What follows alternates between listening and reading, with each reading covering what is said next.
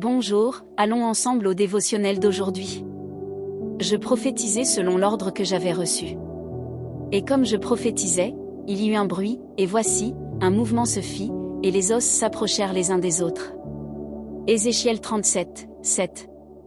L'histoire d'Ézéchiel et de la vallée des ossements secs nous apporte de nombreux enseignements précieux.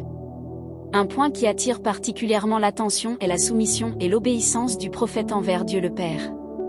Ézéchiel reconnaît avec humilité que seul Dieu pouvait transformer ce scénario de destruction et de désespoir.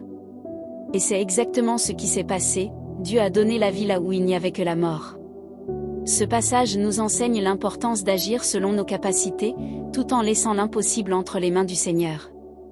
Il y a un équilibre essentiel dans cette démarche. Dieu pourrait tout accomplir seul s'il le souhaitait, mais il choisit de nous confier une part du processus, en nous donnant la responsabilité d'agir. Nous ne pouvons pas rester immobiles, les bras croisés, en attendant que le ciel s'ouvre, car je crois qu'il est déjà ouvert.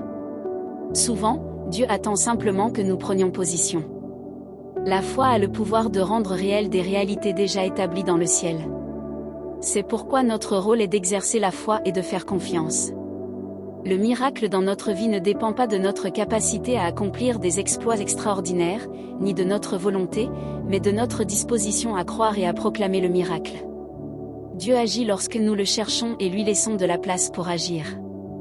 Notre rôle est donc de nous ouvrir pour devenir des canaux de sa volonté.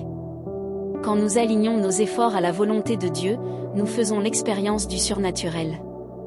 Sachez que, dans la marche de la foi, l'obéissance, la confiance et l'humilité sont les moteurs des miracles. Réfléchissez Y.